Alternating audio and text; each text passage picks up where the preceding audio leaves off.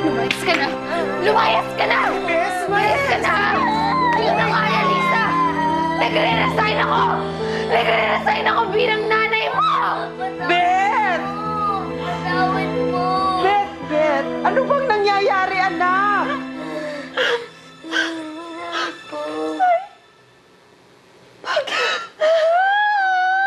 Bakit nga? Matagal na tayong niloloko ng batang to! Nakakakita siya!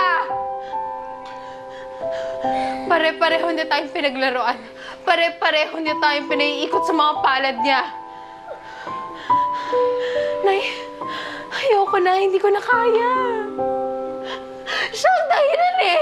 Siya ang dahilan kung bakit nakapasok si Daisy sa pamamahay natin para makuha niya si Flor.